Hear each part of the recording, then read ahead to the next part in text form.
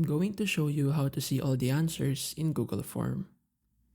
Start by opening the quiz in your browser. Right-click anywhere on the page and select View Page Source from the drop-down menu. Once the source code appears, enable line wrap at the top for better readability.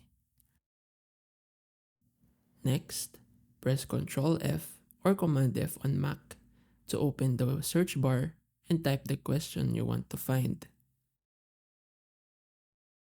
Look through the results for the correct answer, which will typically have a random string value associated with it.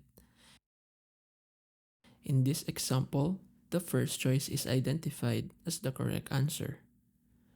While this method often works, note that it may not be effective in all cases, especially if additional security measures are implemented on the form.